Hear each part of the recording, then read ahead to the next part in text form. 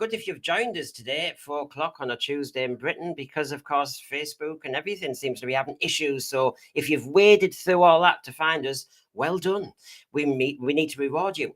Now, we are going to reward you. This is our first ever proper classic and NuWho review. We've done the Giggle. We've done the Church on Ruby Road, but we have not done a classic review. And of course, we wouldn't just do classic reviews because we don't just want to look as though we're indulging in nostalgia, and we don't want to look as though we're eulogizing about an era. What we want to do is actually say, right, let's take a topic like the Sontarans and let's actually do a proper paired review where we actually look at, since the Time Warrior through to the War of the Sontarans, have the Sontaran species and monster been treated well by the Doctor Who production teams over the years? Have they been served well, or have they been fluxed? Or, you know, have the latest writers forgotten the missing link? So that's what we're going to be looking at. So Time Warrior averaged 8.2 million in 1973. 48 years later, in 2021, we had a 5.1 million for War of the Sontarans.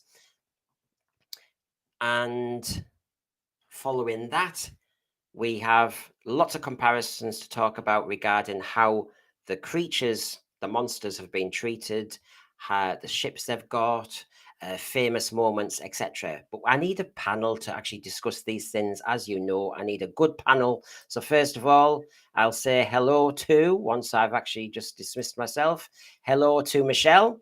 Hello, Sontarha. Or do you like that? No. No, I don't like that.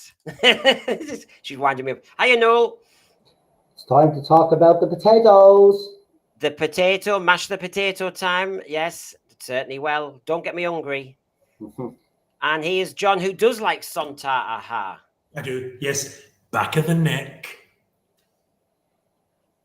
Back of the neck. Oh, well, yeah, the probic, whatever you call it. It's a classic line from Donna Noble. Probic vent. Probic vent. Well, I always find the idea of probic vent sounds a bit vulgar. Yeah, well, sounds vulgar. I think that's your level, John. Well, we've been classy in 2.2 seconds. That's a new record for us. Yeah, it certainly is. No wonder. Right, so just to get your credentials sorted out, because I need to know if I've got a good panel, and so do the viewers. So need to check a few things out. Hello, Crumpling. Hello, Garbage. Thanks for joining us very, very quickly. We'll make this worth your while. What's distinctive? What's inspired about the Sontaran image before we really go into this? What makes them stand out a mile? You know, just like Noel said, they are the potato heads. And if you ask, they have that lasting image amongst the British population and the international population who watch Doctor Who of being one of those monsters that people remember. So therefore, when they talk about those, they won't remember the name Sontaran, or most of them won't. But when you refer to the potato heads, they know exactly who it is you're talking to. And that's all because of Robert Holmes' clever idea of having a monster's head that looked exactly the same shape as its helmet when it was removed. Classic. So there you go. There's Mr. Potato Head. That's who you mean, isn't it? Well, without the blue boots and bowler hat, yes. I think we do like that Mr. Potato Head as well, by the way. I thought he looks like him. Humpty Dumpty. Humpty Dumpty from Play School. Yes. Yeah, I mean, he's a Humpty Dumpty. That's who. Well, the top half looks like a Sontaran, more so than Mr. Potato Head.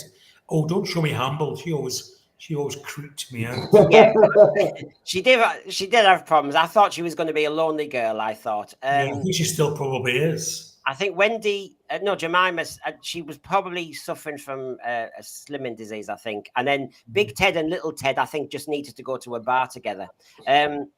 So that was them. What about, the Voyager, Star Trek Voyager has emulated them. They're so distinctive. They've actually tried to copy them, I would have said, wouldn't you? Yeah, it's one of my favorite episodes, actually, with these people. They're actually, as well, they have a hierarchy, which is kind of the same as the Sontarans. So I would absolutely agree with you that the Voyager, the people behind Voyager definitely got inspired by the Sontarans. Even their uniform is similar. But Well, I'm a Star Trek Voyager fan, so when I saw this originally, I knew exactly what it was doing. It was paying homage to Doctor Who, and they did it well, I have to say. Imitation is the sincerest form of flattery. Yeah. So And they as, said, and as Crimpling says in the school playground, sticking your tongue out, you can get away with it with teachers if you're playing links. Scott, who we had on recently, the Sontarans, walking potatoes. I know we did call them potato heads. I called them the Humpty Dumptys, I have to say. But did you think the Sontarans were inspired by this?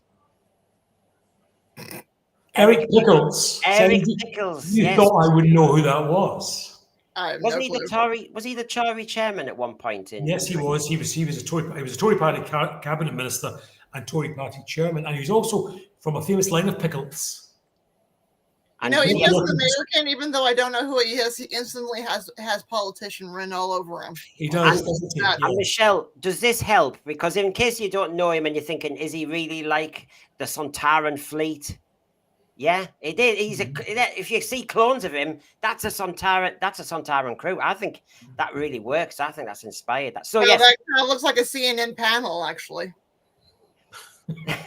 the potato heads, the classic potato heads. And of course, I was showing on our Sunday show. Can't forget our Sunday show, everybody. We've changed it to a magazine show. We did some news items. There they are, all waiting for your attention. But I did actually show on that show because we were talking about the love of who as well. Skip the first hour. Oh, you mean when I'm on? Oh no, John comes late. Diva. I tell you what, Alexis Colby Dynasty. Yeah. And I was actually showing myself in Lonleat 1983 with a Sontaran. Which one are you? Well, there's only room on this show for one big head, so that's obviously. Well, hold on, you must be very short because that Sontaran looks very short, and you're just the same height. Are you in a Sontaran 5 foot something? No, you've got to appreciate I wasn't fully grown at this point. You hadn't hit puberty yet. Yes, I mean, I still had some way to go. It's I had a to cracking photograph. All joking aside, cracking photograph. The worst of it is, no, the Sontaran is actually standing in a hole. Right. He's shorter than that. Okay, let's check your credentials before we get going on this big review. Do you know your Sontaran stuff, or are you just filling in airspace here? Right, so our three panelists know that I have obviously been doing heavy research because, as Noel said, I know my stuff. When did he say that? It's something like that. That's all I heard. You only heard where I said he knows his stuff. He ignored the rest of it where I said he's just bringing it down to look stupid. He told you to get stuff. So, I'm going to show photographs from different Sontaran stories, and our guest panelists here are going to have to work out which story they're from, and they get a chance to go for 3 points first, then 2 points, then 1. So, should we let Michelle go first, ladies before gentlemen? So, absolutely. Michelle, which Sontaran story is this for 3 points?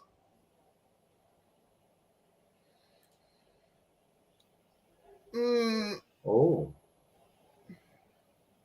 I'm going to have to pass. Okay, I'll go for 2 points then. So, are you ready for 2 points? Oh, yes, I got it. Yeah, I'm going to have to, I'm not good at the probing vents. So, which vent? Yeah, which story do you reckon? If you want to guess before we go for 1 point.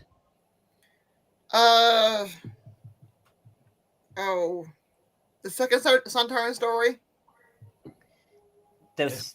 Yes, the Sontaran experiment. Yeah. So 2 points. There you go. That's what we're going for. So well done. You got 2 points on that one. The good old Sontaran experiment. One of the best two-parters, I think, in Doctor Who. I'll be honest with you. Very good, yeah. So, who wants to go second? Go on, Noel. Yeah, I'll go, because if this is the level, then we're all in trouble. Go ahead. I will give it a go. Okay, then. There we go.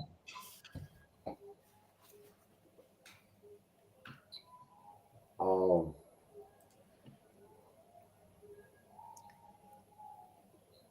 obviously key. It's one of the.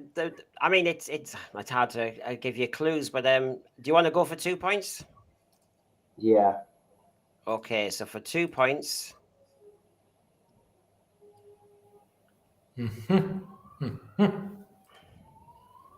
Oh man. I mean, I think it's brilliant when you know the answers. It's not when you don't. I know the answer. Ah, right. So I'll go. You should have went. You should have went second, John. Should have. I know it's my own run fault. So do you want to go for 1 point then?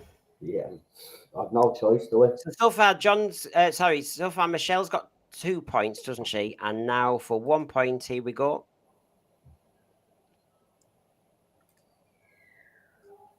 Oh, no, I know. There's a little. No, look higher up and look at the characters, maybe. Oh no! It's not. Oh, it's the Mona Lisa one, isn't it? Oh, what's it called? Right, we'll have to call it shots. So 5, 4, 3, 2. Go on, give it a guess. City of Death. Which one? City of Death. City of Death. No, says computer. John? It's the 2 doctors. It's the Starry's desk. There we go. The Starry's desk. So the 2 doctors, that was the Sontarans. So I'll add that point on. So you're on 3 now. We'll keep that going. So next one, over to you, John. Oh, sorry. Michelle, 2. You're on 1. Noel is at the back. Oh, we'll do this every week, don't worry. So here we go again.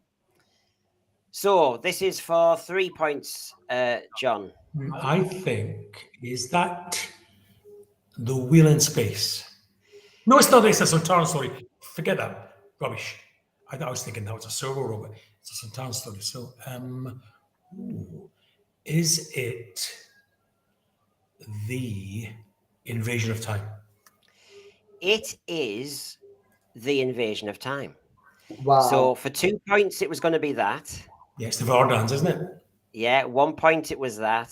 Mm. And there's your giveaway. When it looked as though the 4th Doctor was doing the dirty when he met them, didn't he? And, yes. So that was that. So basically, I know the point situation. So Michelle's got 2, and then you've got 3. No, you've got 4, haven't you? I got 4, yeah. I note that down for next 2 pairs, actually. 2 pairs. 4-2. Okay, right. So let's get moving on the actual main event itself, which is our review of. You've become Robin tonight, Michelle. It looks like on our computer system. So congratulations, John. John won. John, well done, John. Yeah, he's doing well. Don't big him up, though. I mean, is there a prize? Where's his Easter egg? I'm failing to hear certain. It's crackling. I'm happy to receive this prize. Well, the prize we are after is galactic votes. We want subscriptions, please. If you haven't subscribed yet, come on. We can convert them to galactic credits. We can have fun with philanthropy on this channel. And of course, as you can see here, the Guardian from Colony in Space. I mean, Crinklehead, he needed an iron on that. He's got a lived-in face, I think we call it. And he needs a makeover. So, trouble is, when I did this makeover, the one with the orange hair, it did end up looking like Jim Boyne from Bullseye. But apart from that, please, if you haven't decided to give us a subscription yet, give us a chance. Away, man. So here we go. Time Warrior versus War of the Sontarans. Okay, now, you know me. I like to start with contention. Not the easy bits, not where we enjoy talking about it and bigging it up. So let's have our controversies to do with the treatment of the Sontarans. So here we go.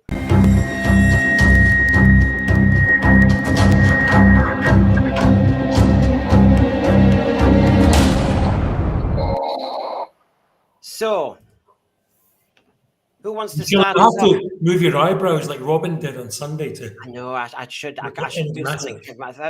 So I'll quickly just shout out one just to give you some ideas of where I was not happy.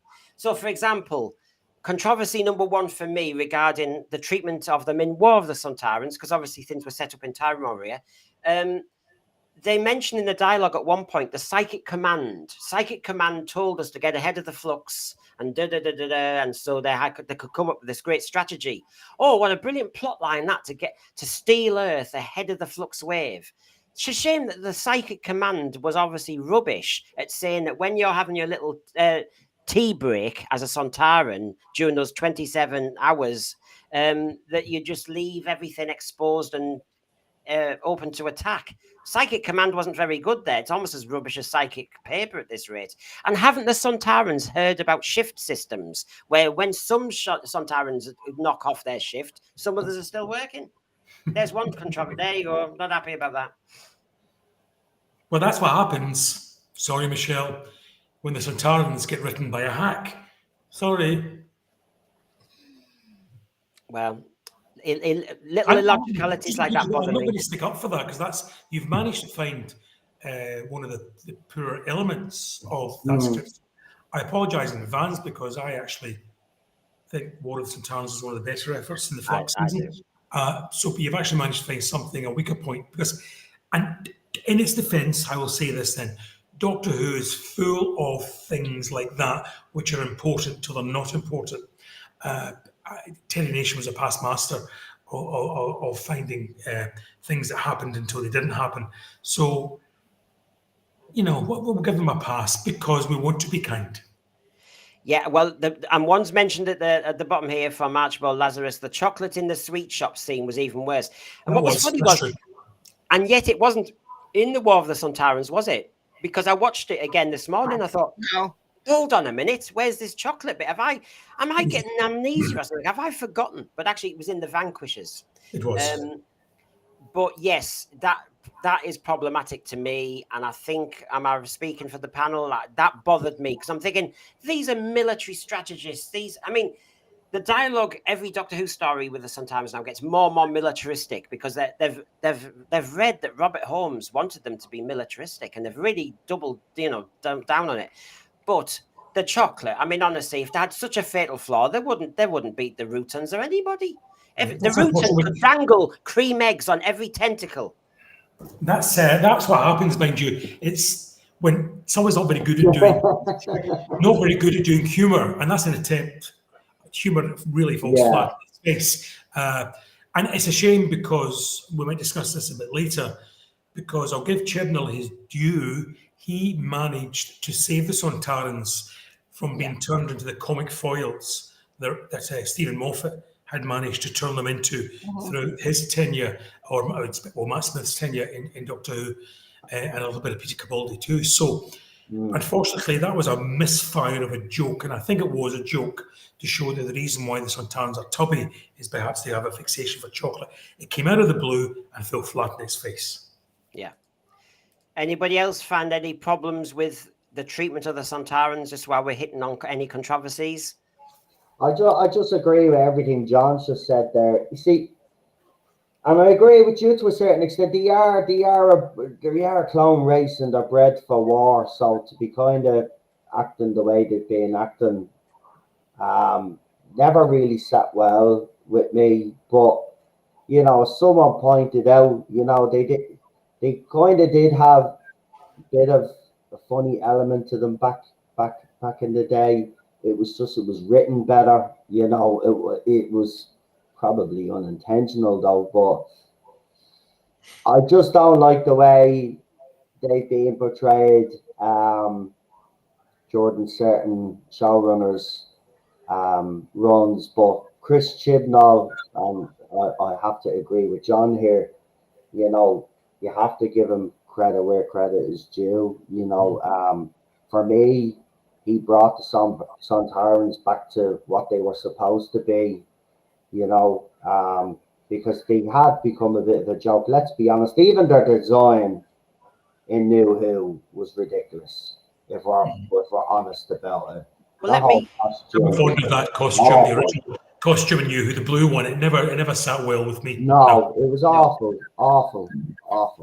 Well, let me raise another one before we go on to praising elements of it. That's the whole point. But one other element I have problems with in the latest iteration of the Sontarans is this military element, because obviously with Mary Seacole and how the Doctor and the dynamic with that general and all the rest of it, I just found in the end, okay, your message is the military mind is simple, the military mind is blinkered, the military mind is very masculine, the military mind. In the end, I thought, no, you're overdoing this slightly, because actually, the military mind is three-dimensional chess. A lot in the military don't want to go to war. If you're going to be realistic, a lot of military people are honorable and actually, yes, they want to defend the country, but they don't want war. They want the politicians to do their job first. And I just think Doctor Who sometimes does this badly. It's like the military mind is very basic. The military mind is instinctively wanting aggression and hostility. And, they did it with the unit years and they're doing it again. And I think it's sloppy and it's lazy for 2021 writing, I personally think. Mm-hmm. But surely for characters like the Sontarans, that's exactly what they are. They are military mind. Okay, maybe the way they've been written nowadays is not the way we would see the military. But I mean, I don't mind it with the Sontarans, because they are bred to be, they're bred for war.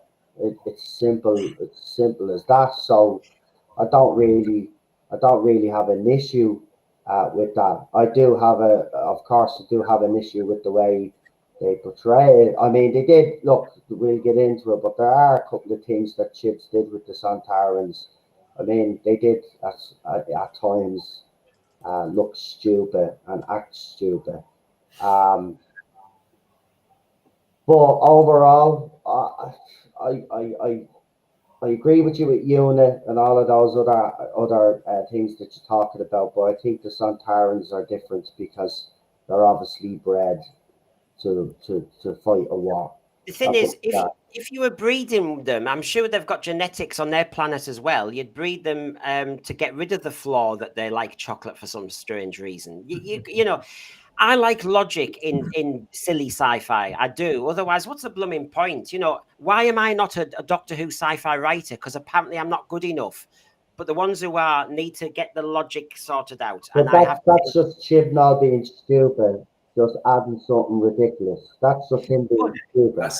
But I can imagine that was a last minute. He's a hack. That's what he is. He's a hack. So he put something in that he thought was funny. And let's be honest, the fans like us, it wasn't really that funny. Some people laughed at it, but the rest of us were like, nah, that's not the Sontaran. But, we've had Strax for years as well, so you know what I mean? Well, that's what I mean. I'm being fair on Chibnall tonight, because it wasn't Chibnall who started this nonsense with the Sontarans, was it? No.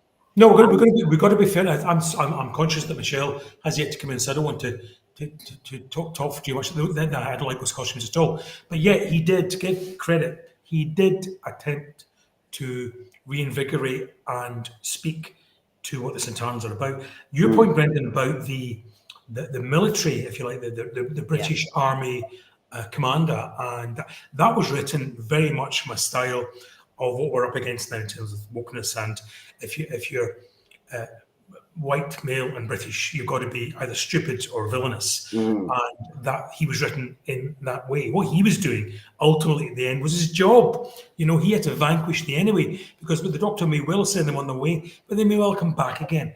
And the deaths of further soldiers may well have been in hands. He has a job to do, whether he likes it or not, and that is to protect his troops, his soldiers. And he found the best way to do that. And that was, now it's fine for the Doctor not to agree with that. It's absolutely fine. But the whole story at the end of it was made to make this man look devious. And as if he was up to something he shouldn't have been. He was doing what was coming naturally to him as a soldier. Yeah, it's a bad parody of the movie, The Charge of the Light Brigade, where all of the officers are meant to look very stupid in that movie, because that's which is actually I appreciate it, because actually good depiction of female costumes in The Charge of the Light Brigade. If you want to see what 1850s clothing actually looks like, that's a good movie for the women's costuming, and also shows them out in their full dress out in the middle of the muck and the mire, that they were still Victorians and they still dressed well. But really, if you look back, even in the Invasion of Time, the men are portrayed as pretty stupid in in the Invasion of Time, except for Lady Eleanor. And then you also see in the War of Sontarans, the Time Warrior. The Time Warrior. Yeah, the Time Warrior. Excuse me, the Time Warrior. Mm-hmm. The Lady Eleanor is the only one with any balls, and she's seen as being the brave one, while her husband is weak and feckless. And then also you have in the War of the Sontarans, Mary Seacole and the Doctor are the only ones that have any gumption. While again, the man, the leader, is meant to look like you see him at first and you think he's a drunk because he's getting drunk while doing battle plans. So both stories don't portray men or military men in the slide. I grant that. And just while we're going to move on with the proper reviews, don't worry, everyone. It's just the contentious bits. There's always contentious bits. But the other element was the Doctor's dialogue doesn't come out brilliantly, because if she's the greater of the two genders, she ended up saying, oh, take your helmet off. Oh, put it back on. Now, I know the Doctor's always been cheeky, Brain of Morbius, chop suey and all the rest of it. We know that humour. But I thought we had the greater gender now as the Doctor. And for her to say, take your helmet off, and it's not fat shame, it's just saying you're ugly, put it back on. I thought, oh dear, you're not. Yeah, because I noticed that bit too, and I was a bit not concerned about it, because that doesn't bother me. But when it's been written by someone who wouldn't refer to someone as being fat, or someone as being black, or somebody as being white, or whatever, but it's all right to say that you're ugly, because there are people out there who, back in the day, would have been accused of looking like Sontarans because they're quite heavy. We just did it with a British politician. Yeah. So it's and that's fine if you want to do it, but when you're preaching to other people about what's right and what's not right, then to do it yourself, it just smacks again of the inconsistency and the hackiness. Yes, you've taken the word and done something with it there, Michelle. The hackiness of the writer, he just doesn't think this through. But it is a jarring moment. You're right, Brendan, because the Doctor, I don't think in any previous encounter with the Sontarans has actually turned around and says, you're ugly, or insinuated they're ugly. Because they're a race, albeit cloned, they're a race of people, and that's the way they look. And I dare say to other Sontarans, they're quite bonny. Yeah, I mean, the joke was when Sarah Jane Smith in Sontaran Experiment, and the Sontaran said, oh, the female of the species, and was fascinated by that, and all the rest of it. The other one little thing I wanted to say, and it was, so we had the Doctor's dialogue, the military element, the strategic errors of psychic command. Where was I going to go with the next one? It was, while the women are seen as better, I just think we were underselling the argument that people go to war through it's blind patriotism, blind this, blind that. And I'm sorry, I joined the armed services, and we all probably know people who've been in armed services, and actually a lot of them, in fact, the vast majority of them, are decent people who are wanting to defend the country. And I'm sorry, this has got to stop. Lazy writing cannot keep depicting anybody who goes to war and wears a uniform as some thug. They normally ask you a question to make sure you don't join. Could you kill somebody is their final question. And if you say gleefully yes, they normally look at you funny. It's lazy writing. Grow up. All you are is pen-pushing writers. None of you have got off your backside and fought for a country, so back off. Stop it. Because originally, a lot of the early Classic Who writers, they're from the generation where they were in World War II, where they did service in Korea. We're from a generation now where the number, in the United States too, the number of people actually serving the armed forces versus the population is very small. I think it's less than 5 to 10%. So we have people who don't understand what war is like, and they're writing about war. So they don't understand that a lot of some of the greatest pacifists are people who are against war, people who serve in war, because they don't want it to happen, but they understand that sometimes you have to so you can protect your way of life back in your home country. Yeah, and as you said, there might be a parity with Lord Cardigan in the charge of the Light Brigade, and mistakes made by toffs, British toffs, who weren't educated well enough to understand military strategy. I get that. But surely the Sontarans, who've beaten the flux and are ahead of the wave, are slightly better than Lord Cardigan making a blunder, as Tennyson would put it in his poem. So if I just want to show everybody the guise of how we're going to do the comparison of Time Warrior with War of the Sontarans, basically, we'll start with the Time Warrior. So it's always our starting off point. So, and I'll give you a topic. So basically, I might say, for example, this. I might say, right, let's look at the Sontaran vulnerability as depicted by Robert Holmes in the Time Warrior. How has the passage of time and War of the Sontarans followed that through? So, of course, very quickly, you can see in that photograph there, we've got the Lynx, who obviously the archer got him in this probic vent. And now in the latest iteration, we have Dan, who gets him with a wok. Has everything changed? Have things improved? Have things regressed? So that's how we're going to do it. But we'll start always with the Time Warrior. Okay? So if we start off first and foremost, I know poor Michelle, she's going to get this tonight. Where should we start? Right. Okay. Sontaran motives. Okay? The Sontaran motive for doing what they did in the Time Warrior as compared to War of the Sontarans. Okay, John, how would you like to do the comparison here then on the motive, their motivation? Yeah, but the original motivation, I think, which all Sontarans initially is because they were fighting their interminable war with the Rutans, and they were always trying to outflank the Rutans, whether it was on Earth or the Rutans landing on Fang Rock, whatever. But the motivation was always based on this long-standing war that they had with the Rutans, and they were always using the Earth as a strategic battleground, as a pinpointing place to test new armaments in the Sontaran experiment. And then that changed. We went to the Invasion of Time, when they had upped the ante, if you like, where they wanted to invade time itself, get the subject of time travel by taking over Gallifrey. But their motivation, I think, is better in Time Warrior because it's nice and simple. And I like simple because Robert Holmes serves us up, at that point, a brand new alien with a simple motive. He's a lean, mean fighting machine, and he just wants to get back to the war. And he will use whatever methods, including equipping some middle-aged people with weapons that they shouldn't have, in order to get what he wants. And that's all to the good.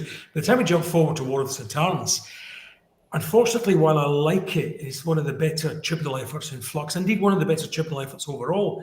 Unfortunately, it's mixed in with the whole Flux backstory, which muddies the waters a great deal. Yeah. And I like the idea of the Sontarans being able to, if you like, to take, hi Michelle, being able to take advantage of what Flux does in order to nip in here and there across time. And I like the idea that Russia is now Sontar and that people have no memory. That's all good. It's all good. But I think it dilutes a singular purpose, which is these are war machines who are never happy unless they're fighting, never happier unless they're creating, spilling blood, even their own. That is the, if you like, the reason to be for a Sontaran. And I think because of the spectacle now in modern Who, because we can now have hundreds of Sontarans and we can actually show them at war with human soldiers, that we lose a lot of the, if like, the motivation because of spectacle. Yeah. And we were saying, weren't we, John, earlier, we was talking about the one lone warrior versus a fleet of them. And I do think, like you've been talking about the dilution, Lynx grabbed me for lots of reasons, but since I'm talking about the motive of them, he just wanted to get back off the planet. And he was absolutely unscrupulous to how he did that. So equipping sort of Irongron and his mates with guns, with gunpowder. The Doctor says himself, they'll have nuclear weapons before they're grown up enough to be able to negotiate and navigate around them. That shows you how ruthless Lynx as a Sontaran is. The whole course of human history changed very quickly. Well, as a colonization tale, also he comes out and he puts the little stake down. I claim this for the Sontaran Empire, and bringing advanced weaponry. But yeah, he gets defeated by a bow and arrow, like the microbes of some of the some of the colonization tales where we were having a mixture of microbes. That's the beauty of that, isn't it? That for all his weaponry, it's a medieval bow and arrow. That is his downfall. That's lovely. That's good. There's a good sort of end point in that, I think. Yeah. Anyone else want to come in on the motivation of the Sontaran? I just, it was basic enough. You know, I could understand it even as a kid. I didn't get the colonization thing, obviously, but I get it now, Michelle. But as a kid, it just made sense to me. I am the invader. I am superior to you. I need your help. I need security in your castle basement, and then I'll go and do some ghostly adventures into the early 1970s. It's a bit like one of those old British explorers landing on an undiscovered island and giving trinkets to the natives in order to get them to work hard so he can go on his way again. It's a very old story, but also a little bit of the ancient alien astronaut theory mixed in too. Because this is now right. Daniken's books are coming out right at this time period also about this idea that creatures from outer space have landed on Earth and throughout human history, and they've been reinterpreted as ghosts and demons and gods. And of course, in a way, the plot is well served in Doctor Who. I mean, it's a bit City of Death, isn't it? Jaggeroth, splintered, need to kind of educate the human race ahead of time to get everything where they want. In this case, the Sontaran first appears as a ghost, doesn't he? He appears as a ghost in present day, and then starts stealing or kidnapping scientists. Similar plot, but So I thought their motivation was simple, made sense, and it wasn't about global domination and all that stuff. So I got that one. Okay, Time Warrior versus War of the Sontarans, and I get your point that Flux diluted the effect because there were a lot of different things going on, and I actually just it's difficult to watch that, and I found because I had to watch it in isolation, there was absolutely, you couldn't pay me enough to watch Flux again in its entirety, so you had to watch this in isolation, and because I've only seen Flux once, the entirety of it, looking at this again, there was a lot I wasn't getting, so as a casual viewer to sit down and watch this and get the whole story, it just made it difficult to follow. It's a mess.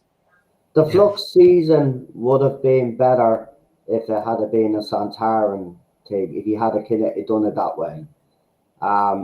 Instead of bringing in the two characters that he brought in and then kills them off how many episodes in, you could have made it all about the Sontarans instead. But I think they have, listen, it worked back then because, as you rightly said, you know, Lynx was trapped on that planet. You know, he needed help off the natives, as you said. But also, remember, he might have been the powerful being there, but he was also in a weakened position because, you know, he had to get the people to cooperate. Yeah, and he's like, flinging fancy weapons at them. And as well, think about it, right? He's willing to change the past. Right, so by giving those guys weapons, right, if they went on then to say conquer the world, he would have changed history. So he was willing to do that as well. Very, very cunning, very sinister, but you could understand it because it was bred in him, and he just wanted, as John said, and I agree with all John's points, he wanted to go back to the war, and that's the Sontaran's motivation should be. But in NuWho, the motivation seems to be, well, let's invade the Earth or some other silly nonsense that, you know, why? It just doesn't make sense to me. In a way, a lot of us have pets and dogs. He's a wounded animal in the fact that he's in a vulnerable position and he needs to be careful. And therefore, it's such a basic survival instinct that this Sontaran Lynx has. I need safety first. I'm vulnerable. I don't know quite where I am. This is a very thick, ignorant population, and I need to kind of get out of here fast to get back to the Rutan war. Brendan, but also the way Kevin Lindsay, the original, and I say best Sontaran, plays him, he plays him as stubborn, obstinate, bad-tempered. Yeah. And that really comes across to the extent that Irongron and Lynx are also one of those famous Robert Holmes double acts. They end up they're almost like a married couple by the end of it, you know, threatening each other with this, that, and the next thing, you know, and they both need each other until they don't need each other. But Kevin Lindsay makes Lynx, although they're a clone species, and this is the first we've seen a Sontaran, so he makes them his own and absolutely get exactly what this race is all about. He's not messing about. He's got one purpose, and he just wants to get on with it. And he'll tread on anything else in his way, but not in the way that a Dalek or a Cyberman would. He does it because he's rude, he's bad-tempered, he's stubborn. He is a soldier, and he just wants to get back to that war, and everything else can be swept aside in his path. Kevin Lindsay nails it, and bless him, I know he died shortly after he played Steyer again in Sontaran. We lost the best Sontaran. Although the other iterations have been fine in the main, he was the best. Well, I agree with that. Now, if we moved on to our comparison of Time Warrior to War of the Sontarans, just so people who are joining us are understanding what we're doing with the two shows, we start off with how Robert Holmes depicted it. And we all know on the left-hand side, the depiction of the first kind of, Sontaran spaceship. I loved it as a kid, this kind of golf ball thing. I loved seeing the three of them in the two Doctors as well. I kind of loved them. And the fact it was just a lone, warrior's spaceship, absolutely loved it. And it was like a shooting star, metal shooting star. Now, knowing that that's where we started with Time Warrior, how comfortable were you all with the depiction as we went through this of the Sontaran ship in War of the Sontarans? Isn't that a mothership, though? And those little things, those little golf balls, as you can see around the centre, are still very much part of that. I remember that from the Poison Sky, that those little circles, those little golf balls were still very much Sontaran ships. But that's a sort of mothership. I like the mothership, but again, do they really need a mothership? I mean, they're fighting a war, like they don't really need motherships, really. I mean, I do like that golf ball. I've always liked the shape. I've got to be honest. But look, I don't mind the mothership. I mean, the first time I seen it in NuWho properly like that, I liked it. The one to your right there, the city there. I mean, that's just the ultimate. Well, I think every Doctor Who fan loved that Jaggeroth ship, didn't we? I mean, it was just like, oh, wow. I mean, we know models in Doctor Who, sometimes they're hit and miss, but wow, that was a good one. And I have to say, the mothership, the Sontaran mothership in War of the Sontarans did kind of remind me of that. I like the ship. I could be, listen, RTD, he used to love do little homages. If he didn't directly quote Classic Who, he definitely did stuff like this. I wouldn't be surprised, to be quite honest with you. Yeah, it works. It's good. It's good. I like it. And also, you're going to need a mothership is a troop transport, because again, in warfare, you have to get the soldiers from point A to point B, and then sometimes in smaller craft you can send them up, but you're going to need a massive, like a battleship, to get them somewhere. So a mothership makes sense. And to be honest with you, the way the effects work in War of the Sontarans is excellent. The CGI is just super, right up to the end where they crash these domino effect into each other's. And I think it really, really looked good. As I say, I'm not a big one for Doctor Who special effects. I don't think Doctor Who requires it. But if it's going to do it well, and it did it very well. It's better than the Power of the Doctor, and I know they had a much larger price tag for the Power of the Doctor, and it looked absolutely awful, especially in the beginning when they were on that time train. The War of the Sontaran special effects were much better. Yes. I just wish... I look, I'm agreeing with the panel. I agree. I found him a very impressive design, and I understand Michelle's point that we can have both. Those are single fighting ships on the left, and that's a kind of mothership on the right. When you saw them in the Liverpool docks, for example, lined up, and when you saw them in the Crimea all lined up, very impressive. I liked all that. The disappointment I had is when you build up this CGI moment is, please, don't make it so easy just to kind of blow them all up and destroy them all, because my God, I mean, when Dan went into Liverpool docks and was about to be this lone ranger and try and get into, I'm sorry, but I know it's a story, but I just think, no, there were so many Sontarans, and Sontarans surely would be guarding. I mean, they're not thick. They would be guarding their ships. How can you just get in by climbing it? That sort of thing. If you're going to big it up as all powerful, and it did look very impressive, please don't make it so easy that you just climb a ladder and climb in.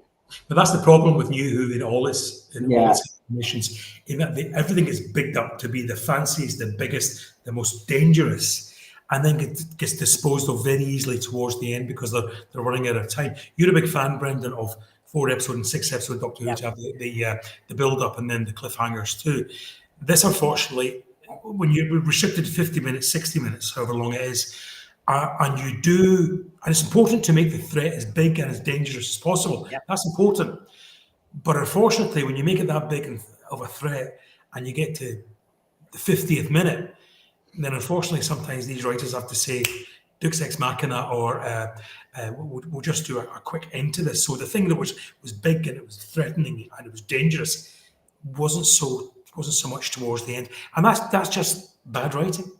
Yeah, they have a very hard time sticking the landing. They can get there, but sticking the landing.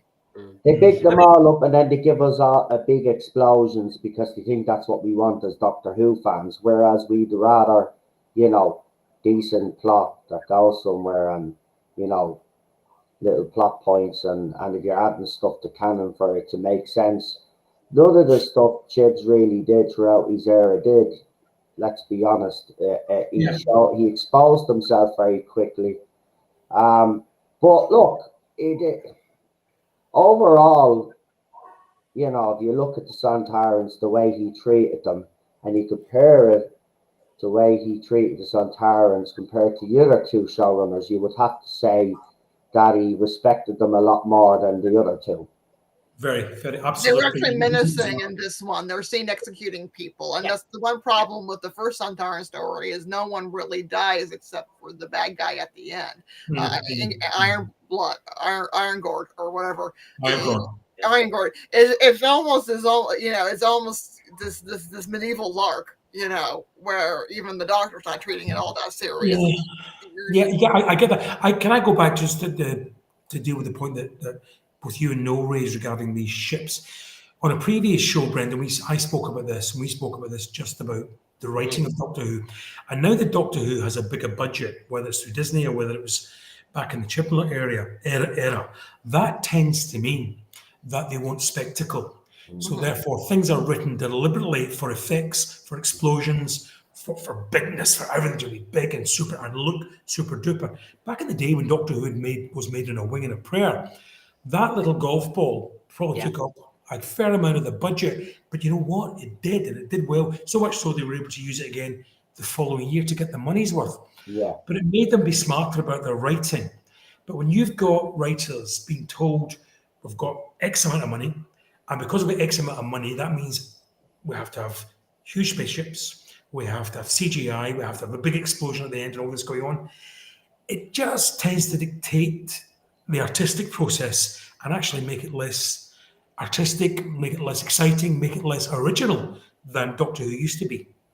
Yeah. Well, back in the classic era, some stories were rejected because they were too ambitious. They were too spectacle, and they knew that they couldn't afford them. And so they had to write it back. This is a wonderful story, ...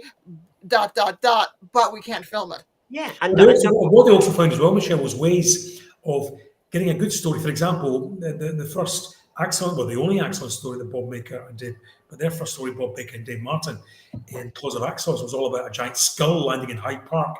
And Terence Sticks had to say to him, you can't do that. But necessity was the mother of invention then. So rather than lose two good writers, they went away and thought it through again and come up with an absolute classic story as turned out. And yeah, it looks creaky now, but it was still great. But unfortunately, I still believe that more money isn't necessarily a good thing for something like Doctor Who. No, it ends up being a cheat. And actually, Crimpling in the margin was saying that the easier the solution, the less satisfying the victory. And that's the blooming point. Yeah. Now, who said Crimpling? We defeat them all while they're taking their nappy.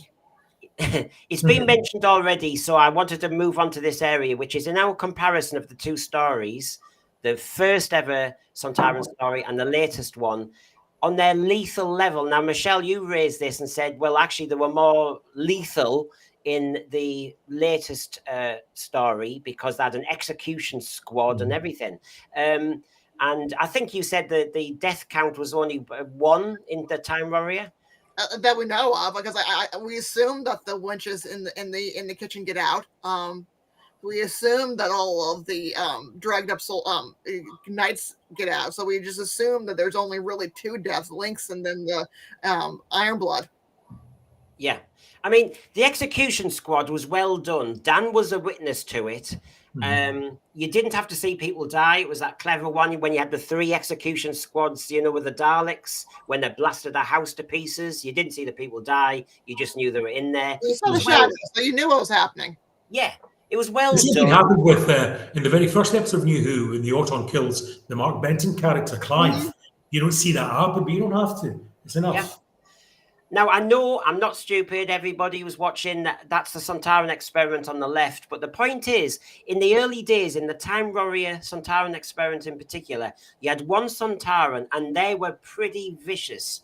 Now, yes, there may be not a big death count, but as John said, the Time Warrior, he was very physical, very angry. I remember being quite scared of Lynx because he had a temper on him and he could throw you around the room. You know, I mean, I thought, wow, you know, I hadn't seen Cybermen by that point. They came a bit later. So when I saw the Time Warrior, I thought, wow, he is vicious, and there's only 1 of him. And in Sontaran experiment, as you know, he was doing experiments on them, and he was vicious, torturing them. And I think we're missing something when we go big scale here. But that's me leading the panel. Go on. So sorry, Brendan, to cut across you then. John, you're exactly right. John Pertwee uses a phrase to describe the Sontaran, which I didn't understand until I went to university in my first year and did philosophy. And he refers to them as nasty, brutish, and short, which is what the famous philosopher Hobbes referred to as human existence, human life, as being nasty, brutish, and short. But that, in 3 words, is exactly what a Sontaran is. And then later on in the 2 Doctors, they get that totally wrong by making them far too tall. They should be squat, they should be angry, they should be little bundles of muscle, just ready to pick you up and break your spine in 2 if necessary. And I think Lynx and Styre are probably the 2 best Sontarans who represent that.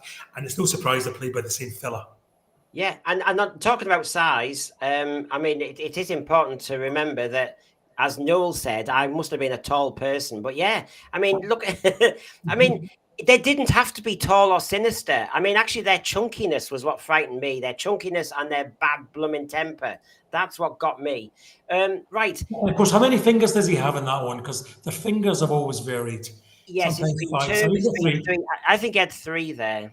Yeah, I think that's 3, yeah. Yeah. Styre had 5. Lynx had 3. Yeah, that has changed. And yes, their look has changed. But it's a quick one of comparison. I actually think they seemed potentially more lethal in the Time Warrior, although it is granted that you saw more deaths in the latest one. It's one of those interesting ones, I think. What it is they were more sinister back in the day, but for modern audiences, yeah, they have a bigger death count. We've actually seen people being shot on screen by the Sontarans. But the difference is they don't have that sinister element that John's been talking about. I mean, you got that actor playing both the same Sontaran, well, 2 different Sontaran, the same role, or same man, I should say. And he brought a lot to it. And the anger, the sinister nature of it, like you were convinced. You just needed 1 Sontaran back in the day. I don't think they could actually write a Sontaran like that today because it'd be problematic to the modern audience. This is why, like, they have a higher death count now. Those do, like those potato heads have a higher death count than the original Sontarans. But I prefer the original Sontarans because you would genuinely believe that they would kill you, whereas you look at them, you'd laugh. I'm not messing. You'd actually look at one of them, you'd fall on the ground laughing. You go, hey, get out! I'll make a potato salad out of you. Well, one of the things I was disappointed by, and actually the blue ones, who I don't like, they brought the baton back, so to speak. In the Lynx had a baton, and that little baton would fire a laser out. Hence why you saw in the shot here, John Pertwee's face lighting up before he got to part 3. And you know, I don't. The Armory's changed, and I'd just like us to move on to that, if you don't mind, because the Armory's been fascinating to me, how we keep changing it, and whether that's good, and you know, everything has to change, or whether it's seen as progress or not. I mean, how do we feel about, from there you go on the right, just that little, I loved the way he could use it as a prop, you see. This stunted little baton, military baton. Look at the two doctors, that got crazy. That's rubbish. Yeah. The two doctors, actually, it's a story I like. I do like the two doctors, but it's one of the worst interpretations of the Sontarans. The heads and necks don't fit properly. The body armor looks cheap, and the Sontarans shouldn't need to carry big guns like that at all. And as I've already said, they're far too tall. Mm-hmm. So that's probably the worst. Maybe or tying with the blue Sontarans and NuWho. But you're quite right. I don't know why the Sontarans in sort of rural Spain are flying around with two big guns like that. I perhaps the Doña Arana was going to put up a bigger fight than they thought, you know? Yeah. So I don't know about you. I don't know if I'm picking points of comparison, but I just liked that stylistic thing, because he could look as though he could patrol like a brigadier. He could be quite nimble with the baton, and it was a laser baton. You didn't need anything that size. So in the latest one, in War of the Sontarans, we kind of have a mixture, because I'll get the picture up in a minute.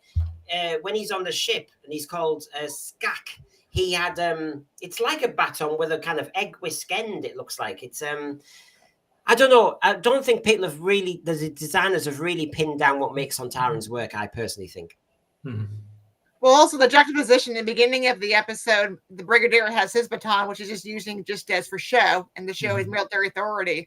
And then later in the episode, we got the double Holmes double act. You got Lynx used with his that can actually kill somebody. Mm-hmm. And remember, in War of the Sontarans, Jodie Whittaker herself, the 13th, asks for a pointy stick. Yeah, pointy stick. Yeah. There it is. Yeah, I mean, I do like this design, and it was a return to form.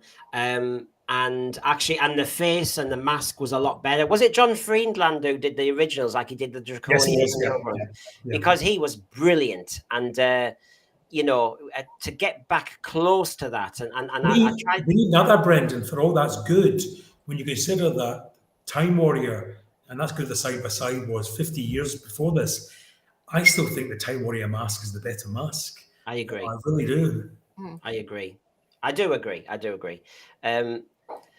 So if we're happy with that one, okay then. We've talked about how lethal they are and their armory, but you mentioned the fact that this Sontaran in War of the Sontaran was Scottish. Scottish? He was Scottish, yeah. Did you notice that? Did you get up and yell freedom? No, he had an hour and knocked him out. But no, he's played by an actor called Jonathan Watson, who comes from Glasgow, and he kept his accent. He had a Glaswegian accent. Okay.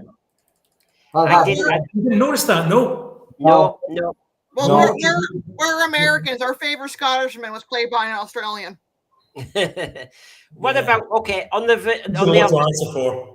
on the opposite version, then their vulnerability? We saw how vulnerable he was in that little Probik Vend in the Time Warrior, and actually, you could see then in the plotting, Robert Holmes needed an archer in it, and it was a good shot. We did also have in time of War of the Sontarans, you had that moment when Jodie Whittaker's doctor had a catapult, and her aim was outstanding. And then you've got you can walk them. If you're Liverpudlian and you've worked out, you can just walk them. Were you happy with this? Is this progress? Is this development? Yeah. I mean, it's a weakness, and David Tennant's doctor also used the tennis ball. Do you remember? So I mean, I think it's good. That's Doctor Who. Yeah. Just She wasn't flaunting that blessed sonic screwdriver around. Yeah. The idea of a walk and a catapult out the Doctor's back pocket is precisely what Doctor Who's. That's what they get exactly right. The Doctor improvising on the spot, and of course the Doctor should be a good aim because she has encountered the Sontarans several times before, so know exactly what he's doing. And the fact that Dan has got that to hand is preset in the story that he's seen his mother use it, so he knows exactly what to do.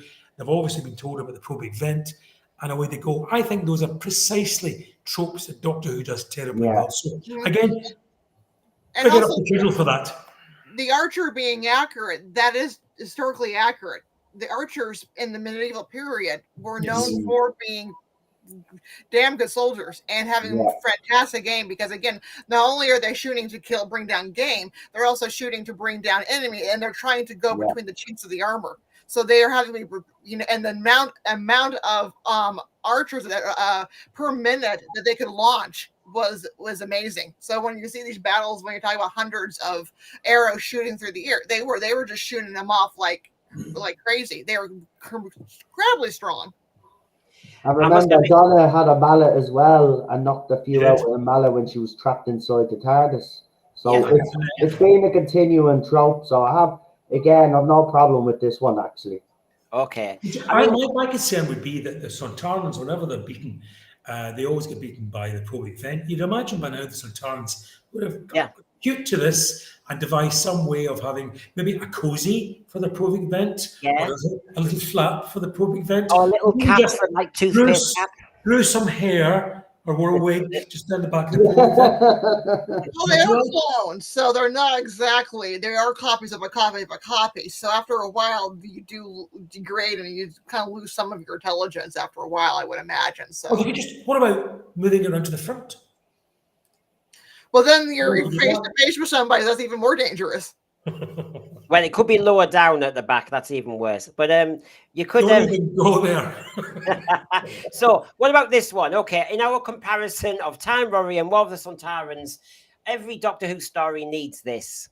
It's the duel with the Doctor. You need the monster, the villain, whoever it is. How does the Doctor kind of, do the head-to-head with them? So, in the depiction of these two stories, you can see the Time Warrior there. I do remember, a lot of this is actually a lot of photo sequences, and there was a fight with the Doctor because the Doctor said to Sarah, didn't he, because of gravity and their body armor, we need to tire him out. And so fighting does do that. Whereas in the latest iteration, they talked about they needed to go back, their body armor needs kind of refueling because of the gases and all the rest of it, the toxic gases on Earth. But the only reason I've got the photograph on the right is because it was a massive long shot, wasn't it? And you had the Doctor's silhouette on one side and Skax on the other, and the vast no man's land in the middle, and they kind of faced each other off. Now, are you happy with? Because the Doctor versus the monster is a classic moment in Doctor Who. Was it done well? Which one did it better? Your choice. Do you want me to go first? Go on then, John. Right. Yeah, obviously, Pertwee's the man of action. He does all that best. I was actually paying particular attention to the Time Warrior to see if I could spot out where Terry Walsh was doing it and where Pertwee himself was doing the running and jumping. And I think the majority of it is Pertwee himself. There's a particular scene where he runs and he's going at full pelt. He really, really, for a man of his age, was doing terribly, terribly well. But those fight scenes, when you consider that this was done in an electronic multi-camera studio, they're excellent. Really, really, there's people at the top of their game doing what they do well. So yeah, I've got to give kudos to the Pertwee Doctor for being a man of a certain age, filming in the conditions where they don't stop and start, and it's all single camera. It's all multi-camera stuff, and I think it works very well. Although I did say to you, Brendan, earlier, one thing I noticed particularly about Jodie's Doctor, the 13th Doctor, and this was her physicality, and I thought she moved very well. And I thought, well, so props to you, Jodie, because it's not in the script. You're not being supported by the script here, because we know Chris Chibnall is a hack. So what you're doing instead is you're finding character by your own acting ability. So there's a scene where she moves about, the scene with the catapult, the way she crouches, just generally speaking, the way she holds herself, I think is very good. And that's an actor trying their best to find a character where the writer has let them down. But if you ask me which is best, Pertwee first lasts forever. John, can I just pick up? I was thinking this as you said this. Wasn't John Pertwee our age? Crimpling is just saying. I mean, we've got your age, maybe. I know. I was thinking. Hold on a minute, John. He wasn't past it. He was, but he had a back injury, didn't he? But he was still maybe 20, 25 years ahead of what modern doctors are, apart from Capaldi. And my goodness, he was whizzing around the place like a young'un. Yeah, and he did have a back injury. It was well known he had a back injury, didn't he? Michelle, your thoughts on the villain, the monster versus the Doctor? Was the scene fulfilling? Did it deliver? Which one was best? It was good because I actually allowed Jodie's Doctor for a moment to be the Doctor. One thing that they didn't really write well of her being commanding. But again, because there was so much other things going on in the episode, everything has to be truncated. And so again, it's always going to be lacking to a certain degree because she wasn't helped by a script. She's not helped by a script that was going to, 50 other different storylines. And of course, with the Pertwee Doctor, that was the full focus of the story. So he's going to come out better and more physically active. And also that's that time period. And you had to have him do his karate chops because that's what was expected of that Doctor versus what is expected from Jodie's Doctor. But it was satisfying. I mean, there's moments of this episode that were very satisfying. What I don't understand, and it's the current, it's from Matt Smith's Doctor, particularly standing on Stonehenge and shouting at all those spaceships that could shoot him down in seconds before he had regeneration energy and he's in the tower and all the Dalek spaceships are there and he's on a whim. And then in this one, when Jodie's Doctor meets on No Man's Land Skak, what's stopping Skak, who knows that she is the sworn enemy of and Lord President of Gallifrey and everything, shooting her? Well, they have called a parlay. That's against the rules of law when you're doing a truce. So he's doing the truce. So he's an honorable warrior. So when you have a moment of truce and you're doing a ceasefire, either it's to collect dead, collect the wounded, especially this is what happened, especially in this time period for warfare. They would have moments where they would stop to collect the dead and the wounded, or to allow the enemy to do an honorable withdrawal. So he's being honorable in the earthly sense that we are talking. So this is a moment where the fighting has stopped. And then because the peace talks have failed, then the battle can commence. Isn't it fascinating? Good point. Isn't it fascinating, Michelle, therefore, that the messaging from the War of the Sontarans is that the human general was more scumbag to destroy all the spaceships when there was a truce that they were retreating. Mm-hmm. I mean, is that the message Chibnall wanted to send out? His idea of wanting to avenge his dead totally makes sense, and that's not exactly that. I would probably be in that boat too. Of okay, and yeah, it totally again, but also the male war leaders in both stories come out lacking. They are both seen as feckless. But yeah, he's meant to be the villain, even though he's very sympathetic. It's a bad writing. It's just I'm imagining being a little kid, especially a little boy who sees this military general. This kid might want to join the army one day, and of course, the military general, the human military general, the messaging in the story is worse than the Sontaran. Wow. Yeah, and that's what we mentioned this earlier. There's a particular point when the Doctor lays out the plan about how he's going to defeat the Sontarans, and the camera lingers on the face of this general as he virtually turns the camera and twiddles his moustache. It's all very kiddie-like. And unfortunately, and I hate to be so obvious about this, but had it not been a male general, had it been a female in a different circumstance, they wouldn't have done this. It's just easy to do. And so that would have been interesting because history's being rewritten. So we could have had a female general be in 1850s Crimea, and that could also been assigned to the doctor that something is wrong because in the 1850s there were no female generals at this time period. But then, had he done that, Michelle? Female soldiers, but they're disguising their identity. But had he done that, Michelle, he wouldn't have been able to do the bit. Of course, because we can't. So it had to be male, he had to be white, and he had to be middle-aged. So that was the reason why that happened the way it did. Again, it's just lazy, you know. And there was actually no need for that at all. The Sontarans could just have been defeated the way the Doctor wanted, and that would have been it. But we chose to do what we did, and that's bad.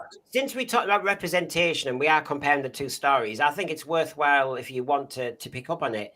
When you had Sarah Jane Smith talking a little bit about women's lib to the ladies in the kitchen and talking to the lady of the castle, and they said, oh, she's quite fired up and all the rest of it. You had little points. Sarah Jane had a moment talking to the third Doctor about, you know, being a journalist and not making cups of tea.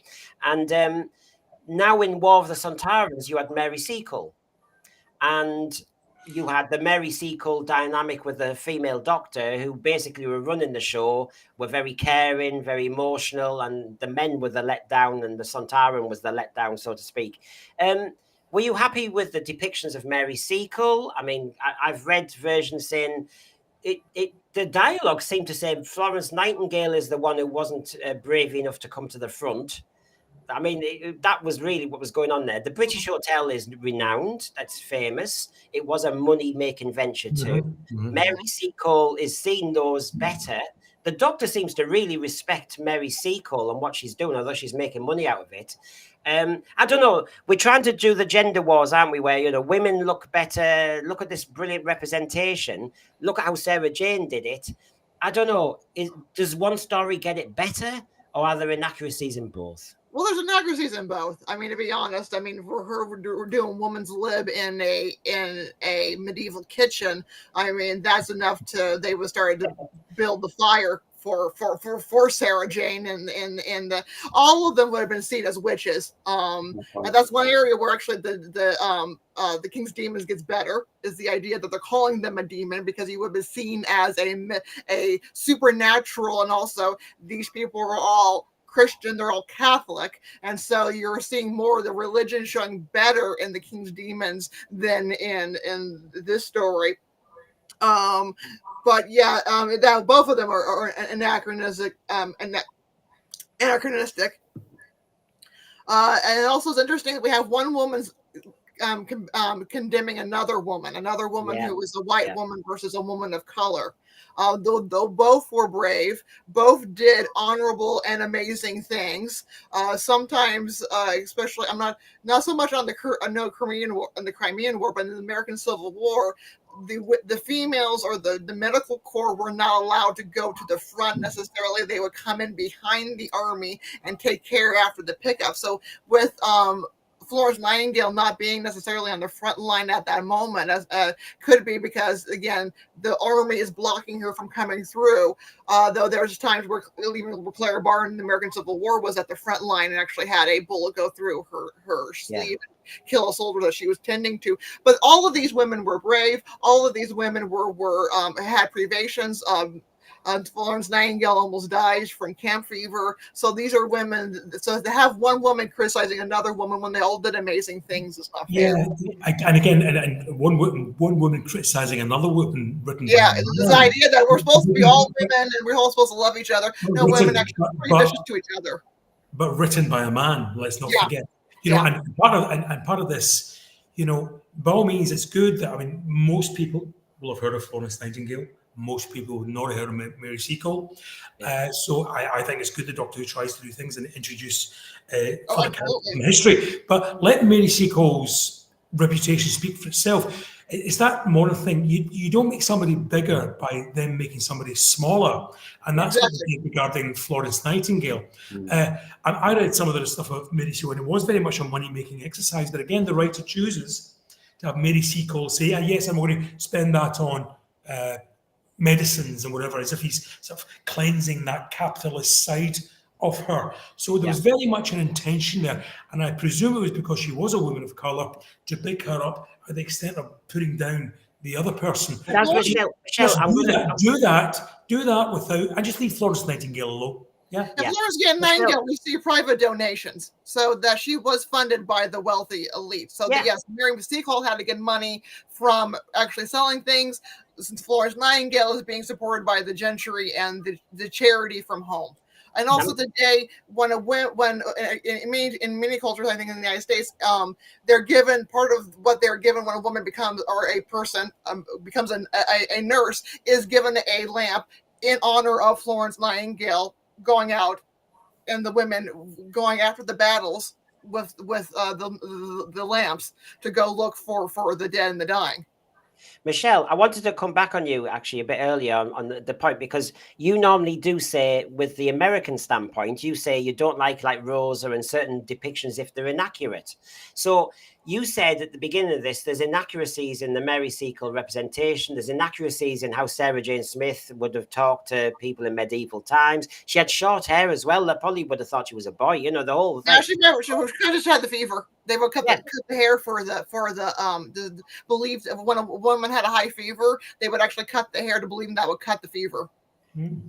So when is inaccuracy allowed and when is it not allowed? Because you really have gone to town on the Rosa episode, but you seem to be saying, well, there's inaccuracies here, but it depends if I like the story or not. Let's be honest. We're all hypocritical to a certain degree. Does it make sense? Yes, there's inaccuracies for the time period to be hearing feminist talk. But then again, let me go back and maybe not being too fair to Sarah, that's accurate for her. It just shows a lack of awareness of where she's at. And maybe I think we have that problem today, is where we judge the past from how we look today. So that could have been, yes, that was putting her in a that also thing when in the time when it was just a very heavy-handed and clumsy way. Yeah, it was very character. Already had I'm not going to serve you. It was to stress that this was a different person from Jo Grant, and that she very much had a feminist streak in her. That's also very clumsily done. Although it gets the great line. I mean, you people act as though you're living in the Middle Ages. Boom, boom, and that's good.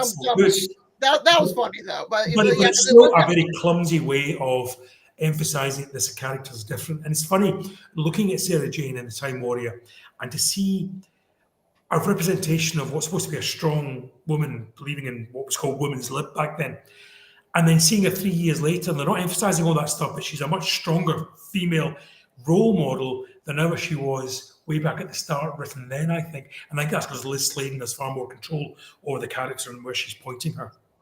I mean, there's a couple parts where it's not the greatest episodes ever. Both of these are not the greatest episodes. One's a little bit more enjoyable than the other.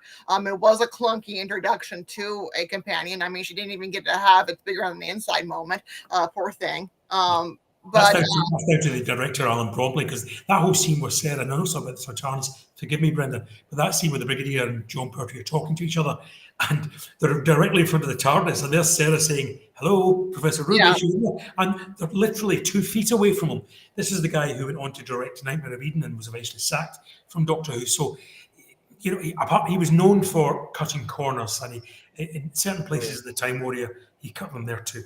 It's funny, when modern day people have criticized Tooth and Claw for having the Doctor be too chummy or whatever with Rose.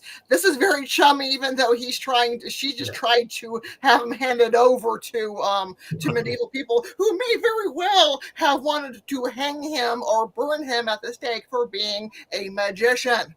Yeah, she takes him at his word very quickly, doesn't she? Yeah, she takes him at his word very quickly. He trusts her rather quickly. She refers to it as not as a rescue, but as what was it? A capture, and then within 5 minutes, they're all making explosives together. They're BFFs. They're 5 minutes later, they're BFFs. Yeah. So, in another comparison with the two Sontaran stories, I always think it's important that we look at this.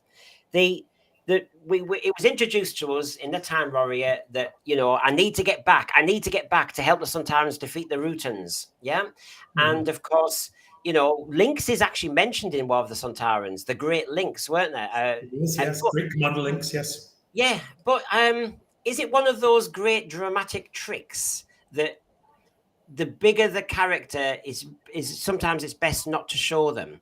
That the Rutans are always mentioned, but you hardly ever see them. Yes, I know horror fan rock, but You've never seen Sontarans v Rutans, and is it better that way? Yes. Well, explains why this war's been going on for how many millennium. I'd say yes, but now that we've got this new era of RTD2, don't be surprised if he does a TV show based on them. my would it be like a sitcom? My Enemy Next Door. Yeah. The potato head versus Flatshare. the potato head versus the jellyfish. But the thing about it is, I never got, because they turned the Rutans into a sort of jellyfish type character. I find it difficult to imagine these two races being at war, and then they have to make the Rutan a shapeshifter, a chameleon, and be able to take on humanoid form, if you like. So I never got that dynamic. I think it would be better. This whole notion of it was giving them history of this internal war with the Rutans and all the rest of it, and it was just turn sticks was given by Robert Holmes the ability to say, make it a Rutan in Fang Rock, but it probably would have been best had we never met the Rutans, I think. Yeah? Mm-hmm. I mean, the shape-shifting thing bothers me about the Rutans. I mean, it worked in Horror Fan Rock really well because we were in a siege mentality stuck in a lighthouse. And that the lighthouse keeper, for example, was stunning when he was possessed. It was so freaky when he was possessed. But shapeshifters, we've had Zygons. We know the situation. I was always willing the moment when I saw the Zygon again. I didn't want to see the shapeshifted humanoid, apart from the trick and the surprise of the nurse. And so the thing about Doctor Who and shapeshifters is I actually want to see the monster more. I don't want to see the humanoid bit. Plus, what's to stop the Rutans just shapeshifting themselves to look like Sontarans? Yeah, true. Without a probic vent. Precisely. No vents, please. We're Rutans. I mean, Archibald Lazarus is saying it would have been best never to have met the Rutans. Are you saying take away, cancel Horror Fan Rock? Are you you have Horror Fan Rock without the Rutans, you just have a different enemy. Yeah. I know. Just reference them, but never show them. And then that way they become Captain Melanie's wife. Mystical, this thing in canon, but they've never been seen. It's like when they start exploring the origins of certain villains in Doctor Who. I always get kind of worried because there's always that fear that you dilute them.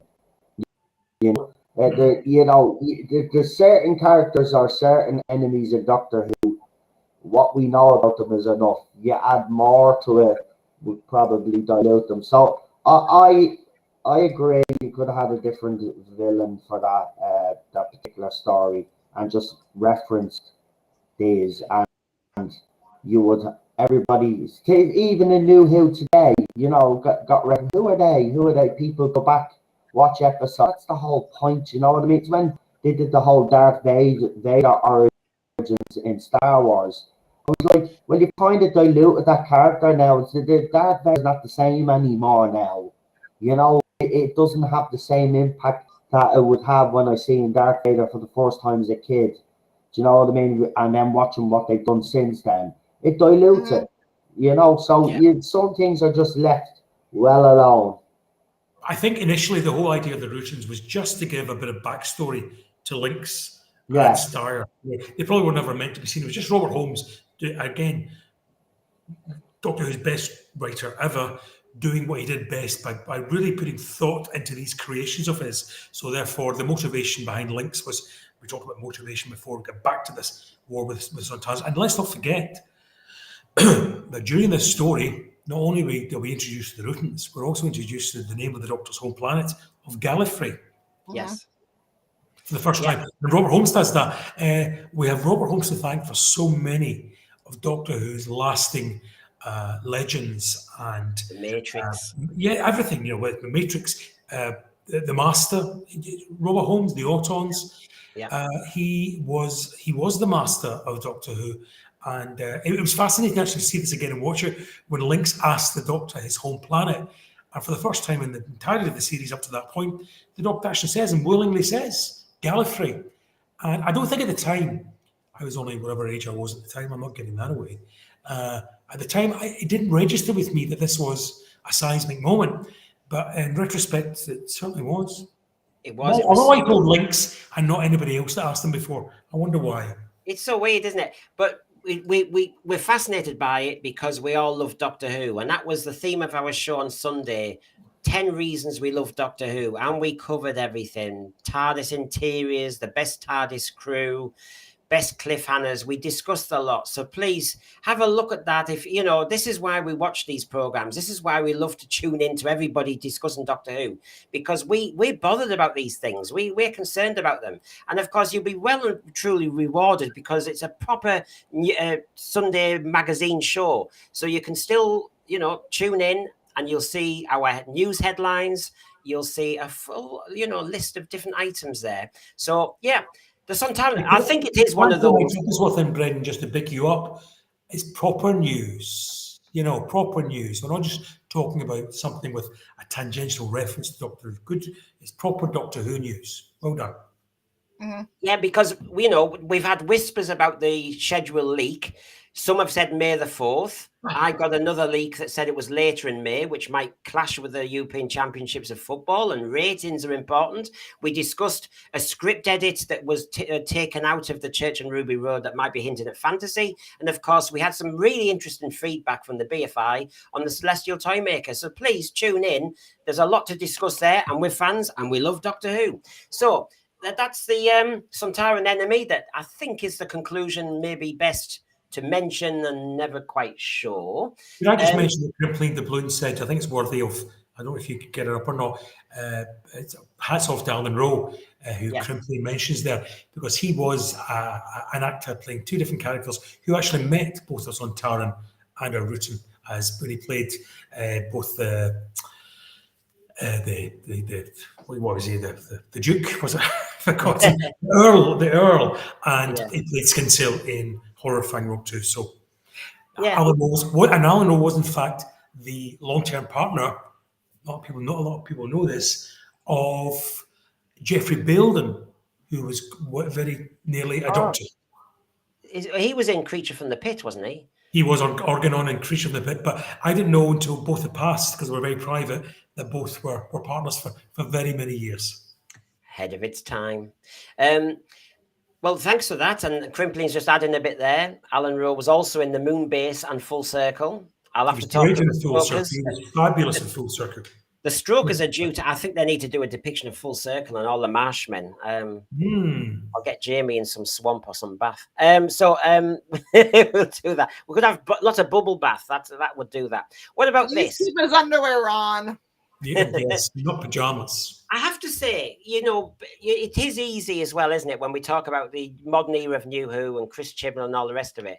But when you saw War of the Sontarans, it is too easy to think, yeah, there's this and that, the other. I thought the depiction of the war zone, I thought it was better than the war games. It was like, it really looked grim. It was well realized. And, I also think it's really important to put Sontarans in a war zone. It really works.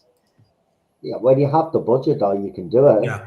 I mean, we shouldn't be really surprised or really praising this. That'd be the minimum I'd expect from Doctor Who with the budget that they have to get to actually show what it was like in those times. I mean, if you look at Human Nature, Family of Blood, same thing. Obviously, you didn't see the battlefield, which saw the effects on these young lads and stuff like that. So that's the bare minimum, in my opinion. If you had failed on this, then all was lost. But yeah, you're absolutely right. He did get this spot on, but I don't think he should get credit for something that that is basic in Doctor Who now, especially with the budgets that they have. I will say his team that he had with designing these kind of episodes, they did well overall throughout the whole era. There's nothing bad we could say about that. Like things like that, he got spot on. The biggest downfall for Chibs, as we've all said, especially John, he's just a hack. It's just the bottom line. That's it. I mean, even his redesign of certain classic monsters, I don't have an issue with them. He made them in my opinion, in some cases, he made them better. the Sontarans weren't perfect in the Chibs era, but he did a better job than RTD and Stephen Moffat did Much. in portraying them. Yes. He got them very close to what they were back in Classic Who, and he does deserve credit for that. For stuff like that, he will get credit for. But it's the writing. That's what he is going to be ultimately judged on. And when it came to the writing, he failed. But yet he was absolutely brilliant at this. It is. It's to give credit because I think I'm just aware of when people watch and they, yes, we will be critical when it's necessary. On the sense sphere, we'll use common sense of humor, sense of perspective, but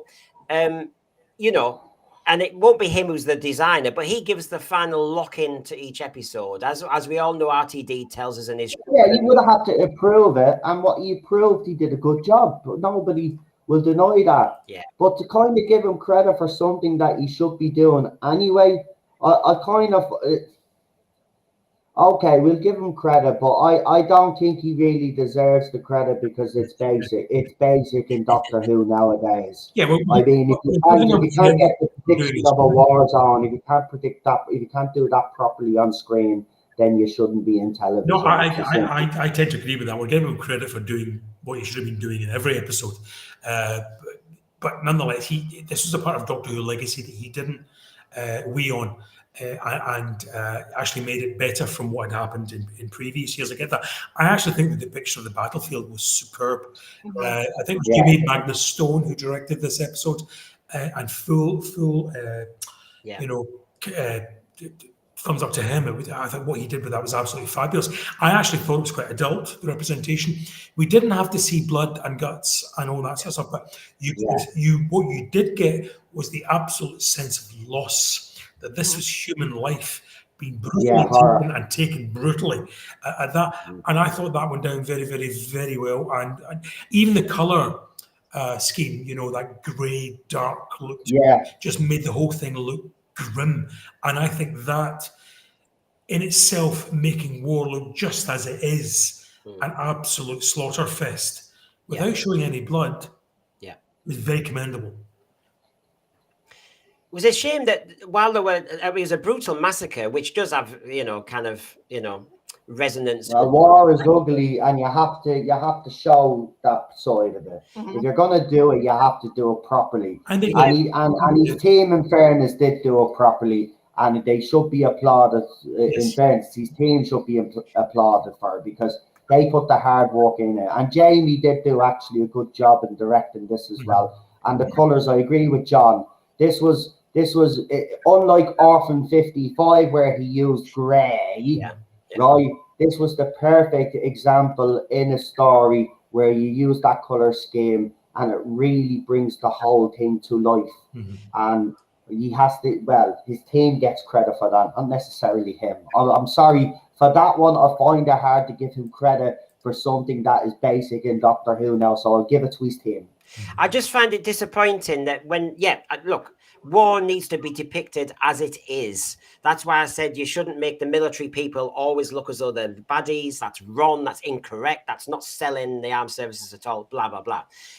But then when we're back in Liverpool, these massacring, lethal Sontarans can't hit Dan for the life of them. No, you can't. No, yeah. And, this is the problem. I mean, I have to say, but if you look at the graphics, he should be on the ground there. But hold on, that's a new showrunner trope, though. Do you ever notice when the Doctor's running down the corridor, do you have lasers or something? The Daleks are the same. Yep. They never seem to be able to hit their target. This is a NuWho thing where they just don't seem to be able to hit anybody. They went to the Stormtrooper school of shooting. Yes. Yeah. And and then we have in the Time Warrior where Zachary, where they're trying to shoot the Doctor, but they can't because they don't know they're not familiar with guns, and early flintlock rifles did have bad close And See, a new modern now sci-fi lasers are good. they were reloading too fast on those guns. There's a much longer process for early flintlock and early black powder weapons. There's a longer process, so they're reloading too fast. But early guns in that period had a very bad aiming. They were not good for close to close. It reminds me of video games now, though, doesn't it? That this is what kids have. You just fire, will it? You know, and it's like I'd love to just see you just, you know, the Daleks, the Masters of the Universe, one laser, you're down. But didn't Hugh of the Sense Sphere panel talks about these lasers being science fiction-y deaths and science fiction-y violence? There's no consequence, apparently. It just happens. If those were properly firing bullets, then, you know, it makes it realer. And that's something that's wrong with science fiction, that these pretendy weapons, because they are pretend, they don't exist, not the way just don't do the job of making you feel as though the person on the receiving end is in any danger. You know, it's just, as you say, like a video game. And children watching that are receiving that image that, oh, there's of no consequence, I can point this thing and it's going to miss anyway, you know. So it's all a bit dodgy, that, and I agree with you, it just seems to be a bit silly and stupid. I don't know why they do that, because you could quite easily not have to have 3 or 4 Sontarans. You don't need the one. And then that's scary enough. It would make the situation a lot more, you know, feasible, but they don't, and I don't know why not. Silly. Well, I've said before, is the lack of feeling if anybody's in danger, because nobody can die, because they always come back. Compare this to like an Androzani, which is also Robert Holmes. Everybody felt in danger. Mm-hmm. Well, I think it was. I think it was bullet-firing weapons, didn't they? Those weapons fired bullets in Androzani. Sorry. No, sorry, John. I think it's sci-fi's way, because remember, we had a lot of violence back in the day in movies and stuff like that. And sci-fi wanted to show that sort of thing, but, you know, they didn't want to be using the guns with bullets coming out of them. So they thought, let's make guns with lasers coming out of them. And then before you had lightsabers and all of this. So it's been in sci-fi, you know, even Star Trek did the lasers and stuff like that. It's been in it, but they kind of have them there to say, well, there is still a threat. But then in Doctor Who, modern Star Wars, we've seen, you know, the more lasers there are, apparently the better the scene is. You know, they want these big, massive scenes with loads of lasers fly, but they're not actually. Again, we've got a budget. We've got a budget. Let's use it. Yeah. For Star Wars now, a character can be run through with a lightsaber and now survive. The trouble is, when you have a human versus an alien, which is what most of these are, a laser would trump anything we have on Earth. So, you know, I just want a bit of reality of it. As a kid, I was scared of one Dalek coming into the house. I was scared of Cybermen coming around the corner.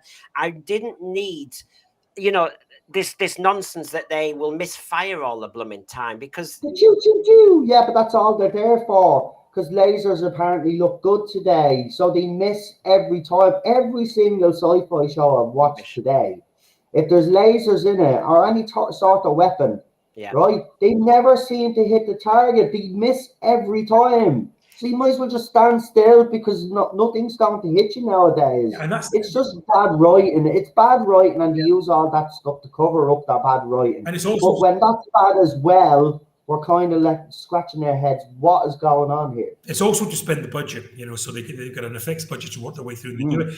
Michelle's favourite story, as far as I know, is Case of Androzani. She mentioned it earlier. And it's interesting, the weapons used in that are all bullet firing. They fire bullets. And that particular scene where the Morgus character at the end is killed by the Celatine android. And you know that hurts. That's a bullet entering the base of his spine. And that's the sort of message, I think, if you're showing violence at all, that violence pays, it hurts, and there's a consequence for it. It's not the cartoon comic violence of lasers. Exactly. Yeah. Now, can I just... now to be the only one to die now to be hit by lasers, you're wearing a red shirt. Right, now I'm going to move us to the final point now to conclude this. Right. When you're comparing Sontaran stories yes, we've got War of the Sontarans. Yes, we've got the origin story almost, but you do need to actually just reference across the board your highs and your lows. In my case, I personally find that the strongest Sontaran story was the Sontaran experiment. It was clinical.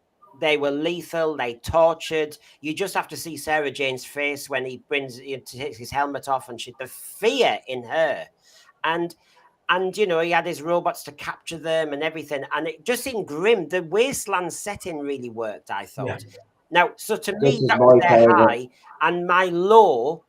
And it's hard because I think Invasion of Time, because it was such a disappointment. What happened to them? Because falling over a chair in Plastic chair at that. yeah, and look, I mean, they were in an old school building, and they looked run. That was okay. They've got the baton.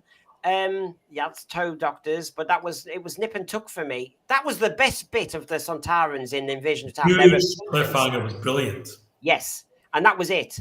Anyway, so just in my comparisons, I was saying my favorite one was Sontaran experiment.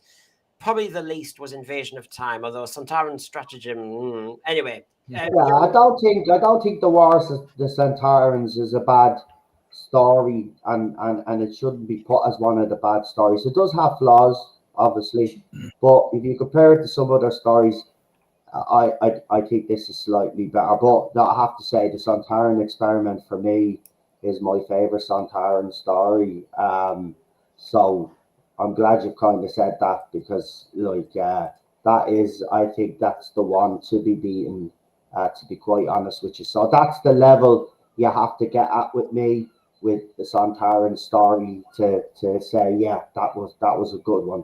Chib's one, it doesn't quite get there, but it's a good attempt. And you know what? While it has its flaws, the one thing I'll give him credit for is, for me personally, he made the Sontarans sinister again, made them what they were supposed to be, a lot closer to what we got with RTD and Stephen Moffat. And for that, I will give him credit, because it's about time that they were treated properly. Same with the Daleks. I think we've mismanaged the Daleks as well, but that's for another time. But the Sontarans coming back to form under Chibs, that's what I would say. They came back a little bit in form. Let's hope now RTD doesn't revert them back to the potato heads, because, yeah. There's probably no reason why not, I suppose, because they've established themselves again. John, you're high and low for Sontarans. It looks as though there's an outbreak of unanimity. Sontaran experiment for me too, and that's based on two things. Kevin Lindsay really owns the Sontaran. Steyer is fabulous. In fact, it's forgotten, he plays two Sontarans. He plays the Marshal as well on the screen. But the desolation of sort of solar ravaged Earth,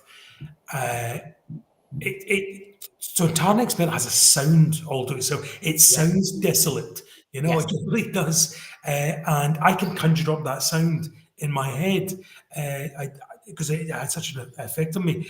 His characterization, and I think, for all I love the mask in the Time Warrior, I think they match it, although it's a different mask. Why have I been taken off? Sorry, I just advertised it. Meatball. We have to advertise. It's very key. Time scales has always reminded me. Thank you. So anyway, I forgot what I was saying. The Sontaran experiment, and the worst, it would be and would have to be anything involving Strax, because basically that was just a situation comedy. They turned the Sontarans into a joke, and Adesi Dan Starkey, who played the character, had a whale of a time, but they totally devalued Richard, one of Doctor Who's top 5. Right, you can put your subscribe thing up now. I'm done. I can put it up when I want. I've heard that. Yeah. No, it is important, and we're doing this to actually, we're creating content for people, and support would help, and we just need to remind people now and again, because we certainly give content, but it is important that we don't lose you know, our modus operandi, which is we're doing this and we need to build and encourage and get more people enjoying as well. But no, you made good points there. I couldn't deal with Strax. I couldn't deal with it. A Sontaran warrior. How the hell? In War of the Sontarans, John, you got the moment when in War of the Sontarans, I don't know what the name of the warrior was, the one who'd been injured and captured. Mm-hmm. And when he went back with a message, he asked for mercy and he wanted to be executed. Well, that was played by the same actor who's played Strax, so he chose different material. He could be a lot better. That's what he was instructed to do, and he did it. But again, Moffat, I've spoken about this before. I like Stephen Moffat. I like what he did with Doctor Who most of the time, but he was happiest when writing Doctor Who sometimes as a situation comedy. Yeah. And he did have in fairness, even though I have the problems with Strax, there were some scenes when I think of him being knocked out by the big burly fucking Scottish fella. Do you remember when he's he's fighting the Scottish fella? He gets knocked out because he wants to, because he's trying, River Songs there, Matter and Faster, they're doing this scented bleeding seance thing or whatever it is, and he needs to get there, so he gets your man to knock him out. You might need something bigger than that, and he knocks him. Like, moments like that were kind of funny, but he got turned into an absolute joke, and he actually was my favourite Sontaran, believe it or not. I did love him, but they need to go back to what they were. Same with the Cybermen, same with the Daleks, and same with, as I said, the Sontarans. And I think Chris Chibnall managed to do that with a lot of them. Like, we might not like some of the stories that these villains may have been in, but he brought them back to the Daleks are more sinister now than they've ever been. I mean, I watched that whole scene again in Revolution of the Daleks, right? And I watched that scene again where the Daleks apparently they're blown up there, and it was just like, oh my God, that's the way they should be written all the time. Like, there were things that he did do. I hate him for the way he used the gender to further his message within Doctor Who. You can do it, but you can do it in a clever way. But unfortunately, as John keeps saying, and I agree with John, I'm going to keep saying it, he's a hack, and hacks can't write clever things. So he should never been given the job in the first place. Well, he got it, and we're discussing his story. Michelle, is a high and low for Sontarans? I agree. The Sontaran experiment is the best. Low, it's kind of hard to say because I do like Strax, because Strax was one on the characters that I saw when I first got into Who. I do think some of Strax humor was funny, of this man trying to get used to this weird world. I always love, bring the newspaper up. Shall I throw it up? Bring it up, sure. And he just throws it at her and it knocks her over. That was funny. Maybe that's the lowest, but I'm a little more charitable on Strax. It's hard, isn't it? Because I agree with Michelle. See, it is hard because, yes, while Strax is Sontaran and you want them to be Sontaran, he's an outlier. He's not your typical Sontaran. I did like elements of the new version of him, the one that was rescued by the Doctor or whatever it was, how he became so grateful to the Doctor. But I did like that. I did like it, but it was good to see them go back to what they should be, and they stay that way now. We had Strax, leave it now, let's leave it there. I mean, when he did the 50th anniversary, I don't know if any of you went to the cinema for the 50th anniversary, but I did. It was a present from the two brothers who didn't like Doctor Who originally, but when I left home and I came back, they were huge fans, so they got me a ticket for the 50th anniversary. And in the 50th anniversary show, Strax comes onto the screen first and introduces the 50th anniversary, and it's the funniest thing you'll ever see. I think you can see it up on YouTube now, but we got a few minutes extra if you watched it in the cinema of him just chatting away, telling you to turn off your mobile device and all of this and eat your human food and all of this other stuff. That was funny, but as I said, by that time they became a joke. Except, I mean, Archibald Lazarus agrees with you. He says Strax was funny. I do. There's a point when you go, hold on a minute. If you want to write humor, be a good writer. Don't destroy a character. Don't destroy a monster. Don't do that. I'm sorry. If you want humor in Doctor Who, and Doctor Who should have humor, do it correctly. Execute it properly. I But know, don't I agree with you. I do. tamper Look, with a species like that. That's just lazy. And of course, as you know, Noel, he wanted to do a spin-off with Madame Vastra, and that was the whole blooming point of that. I don't know. I get, and you have every reason, and you have legitimate reasons to be annoyed about it. I am myself, but as I said, I can accept Strax to a certain extent because he did give us funny moments, and it wasn't just to get a laugh. Like the whole scenes in context, when you look at them, they're actually very funny. And you know, the only problem is that you were hoping that Strax would revert back at one stage, and he did in that Snowman, wasn't the Snowman episode where we forgot everybody, and then he was starting to revert back. I would have loved to see him revert back now, and that would have been a nice little if what would you call it, a nice little end to his character. Just, You know, he was just the to think, sinister warrior, then he had a bit of fun in him, and then now he's reverted back. I think that would have been nice just little I think character development. when you go for humor, you end up with stuff like this, and that's the problem. You know, and there's ways of doing it, and I just think, there's different ways of trying to execute something. And Stephen Moffat's good at doing humor, actually, and he's good at writing. I like his regeneration scenes. He's good at writing death. But we've come to our conclusion. I have to say, I think we have been fair, and I actually didn't really have major criticisms of Chris Chibnall in this one. The writing had logical inconsistencies, which I've mentioned earlier in the program, but the Sontarans were back on form just about. I was happy with their presentation. I think that we've been fair on this, I think. Yeah. Have you got any final words, John? Any final words on the Sontarans? Goodbye. Sontaha. No, listen, I've said all I think needs to be said is that credit where it's due. Yeah. He gave us a far better Sontaran than we had in any NuWho so far, but there's still a long way to go before they hit Kevin Lindsay territory. Mm-hmm. Michelle? That's a fair analysis by John. I'd go along with that. Well, I don't give him too much credit. He gets too much. Michelle? No, but he's right. But we're getting there. Still a long way to go, but we're getting there. And it's I'm going to stop. I'm just going to stop doing live streams. I need to record and edit these bits out. Michelle? Yes.